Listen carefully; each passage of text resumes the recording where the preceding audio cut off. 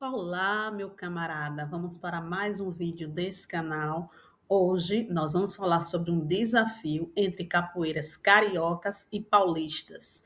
Lembre-se que nós estamos estudando o livro do Mestre Pedro, Capoeiras e Valentões na história de São Paulo. Essa história me fez lembrar um tempo da minha história na capoeira, em que eu fiz parte de um grupo do Rio de Janeiro.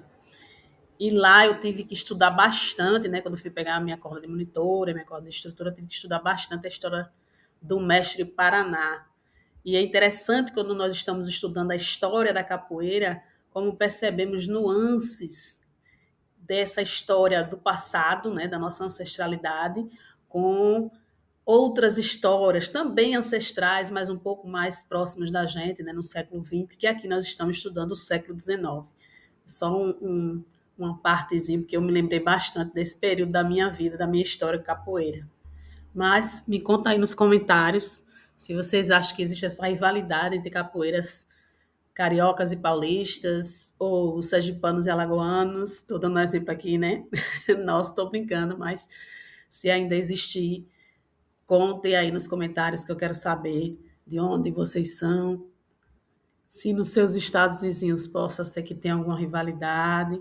Olha só os fuxicos da capoeira, né? As fofocas da capoeira. Brincadeiras à parte, vamos voltar aqui à obra do mestre Pedro. Ele encontrou uma documentação que vai falar desse desafio entre capoeiras cariocas e paulistas. Lembra que nós estamos estudando a história da capoeira. Então, ele traz aqui a data, traz o documento, traz o registro e eu trago aqui para vocês. Ele trouxe um documento de 27 de fevereiro de 1831. É uma carta do padre Antônio Joaquim de Macedo, que relata que estava em sua chácara no Brás, quando sua propriedade foi cercada por 60 escravos capoeiras paulistas. É interessante porque ele traz a palavra capoeira. Os escravos das chácaras que eram ladinos, lembrem, eu já expliquei para vocês, né? A diferença entre ladinos, boçais, crioulos, está lá na playlist da Capoeira Escrava. Quem não assistiu, quando terminar esse vídeo aqui, vou deixar no final, vocês assistam para entender a diferença, né? Então, ele fala que os escravos das chácaras, que eram ladinos, vai explicar que os capoeiras de São Paulo vieram desafiar os capoeiras cariocas, que o padre também tinha escravizados cariocas na sua chácara.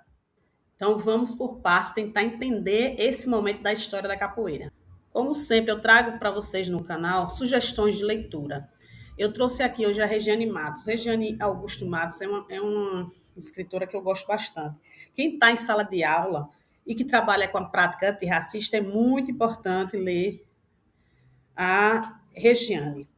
Ela fala que, além de um espaço lúdico, a capoeira seria um espaço para disputa de poder entre os próprios africanos. Ela tem uma obra que se chama Cassange, Mina, Benguela, Argentil da Guiné, Grupos Étnicos e Formação de Identidades Africanas na cidade de São Paulo, que ela vai fazer esse percurso e vai mostrar essa disputa de poder que existia entre as nações africanas que estavam aqui escravizadas no Brasil. É uma sugestão de leitura importante para aqueles que estão em sala de aula, certo, pessoal? Então, qual o problema aqui nessa pesquisa do mestre Pedro? Ele não conseguiu localizar o inventário da chácara do padre Antônio Joaquim de Macedo. Ele ficou com a carta, tentou. E é interessante que o pesquisador traz o seu percurso. Eu gostei muito, porque ele, trazendo o percurso, ele treina o nosso olhar para a gente que faz pesquisa histórica. Quando eu fiz a minha pesquisa em Sergipe, né, como falei para vocês, eu treinei bastante meu olhar com essas leituras que vieram antes da minha pesquisa.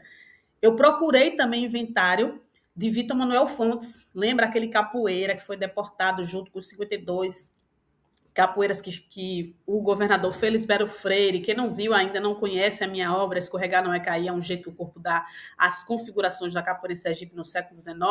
Tem vários vídeos no canal que eu falo sobre essa pesquisa, porque foi a minha pesquisa em fonte primária. Então, eu fui a campo, eu investiguei os documentos históricos, encontrei a capoeira em Sergipe no século XIX e Vitor Manuel Fontes é um caso emblemático. Procurei também inventário, não encontrei inventário, mas encontrei ele como dono de várias propriedades, porque a punição maior de Vitor Manuel Fontes, ele não levou chibatada, ele não foi para Fernando de Noronha, a punição maior dele foi ser deportado para o Rio de Janeiro e de lá ele foi banido de Sergipe. Ele não poderia mais voltar a Sergipe. Então, encontrei alguma documentação de propriedades que ele tinha em Sergipe, mas que tinha que ir a leilão, várias situações que tinha que passar essas propriedades, porque ele não poderia mais voltar a Sergipe. A última notícia que eu tive de Vitor Manuel Fontes é que ele foi para o Rio Grande do Sul. Pessoal do Rio Grande do Sul, vamos buscar documentação aí, de repente a gente pode fazer essa ponte e essa conjectura. Então, é um problema quando a gente não encontra documentação, é um problema, porque a gente poderia ter muito mais elementos para falar da história da capoeira, mas o que a gente encontra, nós podemos fazer as conjecturas, nós podemos fazer o cruzamento das fontes que foram encontradas e escrever, reescrever a história da nossa capoeira. Como ele não conseguiu inventar, ele foi cruzando outras fontes. Ele pegou o recenseamento, por exemplo, de 1836. E aí vamos fazer as conjecturas. O padre tinha 22 ladinos e mais 30 cariocas na sua chácara. No censo, né, nesse recenseamento de 1836, deu que tinha 156 pretos no Brás. Lembra que a chácara ficava no Brás. Então, um terço desses escravizados estava na chácara do padre. É importante isso aqui porque a gente percebe que existia essa movimentação, principalmente no Brás. Quem é do Brás em São Paulo? Nunca fui no Brás, tá, minha gente? Não posso falar muito da experiência, mas a gente olhando as fotografias, olhando os mapas, né, fazendo a geografia da capoeira, a gente começa a compreender como é que era aqueles espaços naquele momento histórico. Mas quem é de São Paulo, quem é do Brás, quiser falar um pouco mais, coloca nos comentários, explica para a gente. Mas, de acordo com pesquisadores da época, o Brás era um caminho que levava ao Rio de Janeiro, era um processo ali de passagem, digamos assim. E isso dava essa mobilidade também a esses indivíduos. Percebam que a chácara do padre ficava num lugar específico e também tinha uma quantidade específica de negros escravizados, mas que, segundo a carta, eram capoeiras também.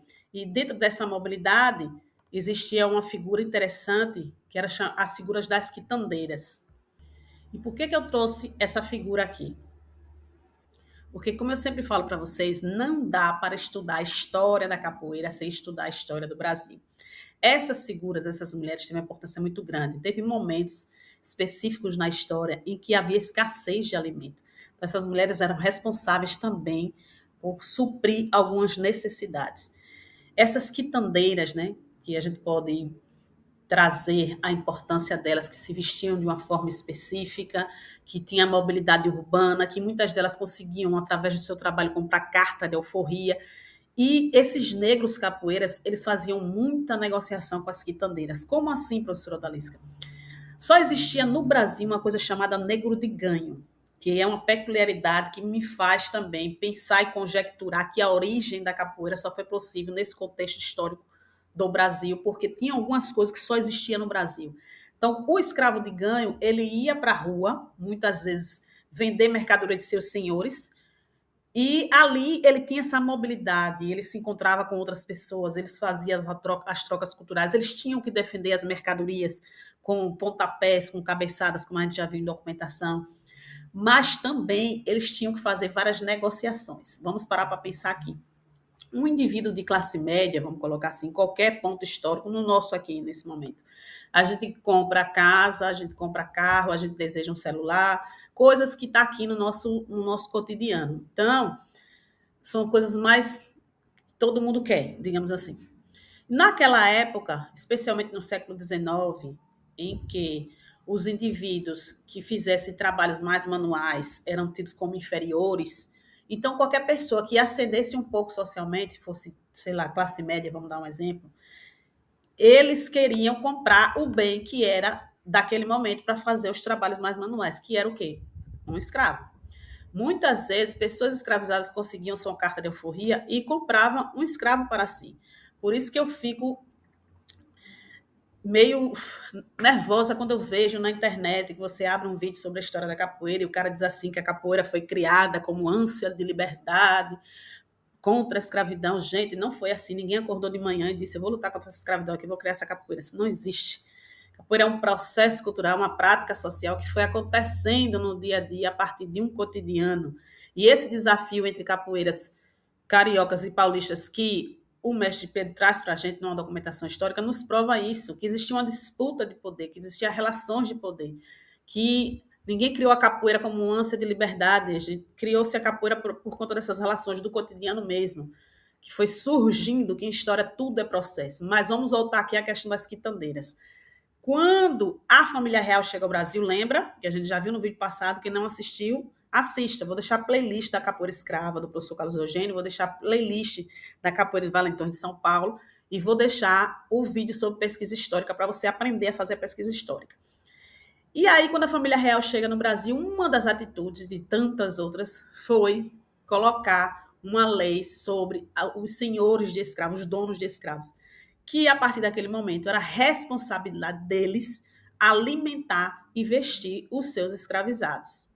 Porque o que acontece? Como muito donos de escravos, que a gente tem aquela imaginação, né, a partir das novelas, que donos de escravo é donos de fazenda, é rico, é milionário. Não, muitos donos de escravos eram gente como a gente, digamos assim, pessoas comuns que tinham condições ali melhorzinha, compravam um escravo muitas vezes para fazer o serviço para eles, de carpinteiro, de pedreiro, vários serviços, inclusive de vender mercadoria na rua, né, como os escravos de ganho. Então essa relação acontecia e a corte portuguesa faz essa lei de que tinha que ter essa obrigação. Então, o indivíduo, o que é que ele fazia? Colocava o indivíduo para a rua, o seu escravo para a rua para vender mercadoria, estipulava um valor específico. Você vai ter que me trazer tantos réis por dia. E aí o que sobrar é seu. Não é porque eles eram bonzinhos, não, minha gente, é porque tinha essa negociação. O que sobrar é seu. Então, o indivíduo se virava, o que sobrava, eles muitas vezes juntavam para a carta de euforia, mas também o dono dizia assim: eu não tenho obrigação de comprar roupa para você, porque você tem essa regalia de ficar com o dinheiro da mercadoria que é minha, digamos assim. Então, ele se livrava das questões legais, negociava com o escravizado, que também, né, como eu falei, a capoeira é um processo de táticas e estratégias de sobrevivência, por isso que nós estamos aqui hoje nesse canal, porque nossos ancestrais foram sabidos, né, fizeram essas estratégias, e uma das estratégias deles era justamente essa negociação com as quitandeiras. Era uma forma que eles tinham de vender as mercadorias dos senhores, né, de burlar, ou até de furtar, né, de roubar a mercadoria dos senhores, e tinha como passar adiante através das quitandeiras, que faziam, né, outras negociações, que faziam as comidas, que vendiam as comidas na rua. Vendedoras ambulantes de extrema importância na história do Brasil. Então, são conjecturas que a gente precisa fazer para entender a discussão, o debate. O debate aqui nesta obra é o quê? Os capoeiras paulistas desafiaram os cariocas, pois se sentiram ameaçados dentro do seu território, né? Os cariocas chegavam, faziam essas negociações, muitas vezes, né, você vê que a chácara passavam, né, eles faziam muita produção, alimentavam muita gente da região, faziam essas negociações com as quitandeiras, com o pessoal das tavernas, né? Porque tinha que circular, o dinheiro circulava, as mercadorias circulavam, e aí eles se sentiam ameaçados. Então havia uma disputa de poder. Convém lembrar que o Brasil era uma sociedade escravista, né? Apesar das particularidades que só se via por aqui, como quilombo, escravo de ganho. Por isso que eu defendo que a origem da capoeira só foi possível aqui, nesse território, porque só aqui havia determinadas negociações, determinadas formas de fazer. Então, eu trouxe aqui para vocês, lembre que a série Eu Li para Você, Capoeiras e Valentões na História de São Paulo, do Pedro Figueiredo Alves da Cunha. E a tese dele é a seguinte, está lá na página 59. Arriscamos dizer que a capoeira foi desenvolvida no Brasil por africanos. Prestem atenção, viu, minha gente? Olha só que vai ter gente que vai parar nesse ponto aqui. Como a gente já falou no vídeo passado, o pessoal afrocentrado vai parar só nesse ponto, capoeira veio dos africanos e pronto. Vamos fazer as conjecturas. Pega as leituras, pega esse vídeo, pega outras fontes, faz o cruzamento e faça as suas próprias conjecturas. Eu não sou dono da verdade absoluta. Aqui eu estou trazendo a tese de um pesquisador, outros vídeos de outros pesquisadores e a minha própria pesquisa, porque também sou pesquisadora em fonte primária, certo? Mas vamos lá. Arriscamos dizer que a capoeira foi desenvolvida no Brasil por africanos inicialmente, que reproduziram e adaptaram estratégias de vivência e sobrevivência de suas terras de origem, dentro de um processo de troca de saberes com iguais e desconhecidos, através do fluxo e refluxo interno, proporcionado por atividades comerciais ou mesmo por tráfico dentro do Brasil. Preste atenção nessas trocas. Essa é a tese do mestre Pedro. Agora, vejam, quem não viu a playlist A Capoeira Escrava, do professor Carlos Eugênio Líbano Soares, que a tese dele já é outra. Para ele, a capoeira nasce no Brasil a partir dos crioulos, né, dos negros escravizados, filhos de africanos, de várias nações africanas, mas uma escravidão urbana. A versão do professor Carlos Eugênio é que a capoeira é uma invenção urbana. E eu discordei dele lá, discordo do mestre Pedro a partir da minha pesquisa, que não é de achismo, é pesquisa científica em fonte primária. Na documentação que encontrei em Sergipe, nas leituras, como eu falei, no cruzamento das teses, no cruzamento das fontes, como eu já expliquei no vídeo sobre pesquisa histórica, como fazer pesquisa histórica, assista para você também fazer a sua pesquisa.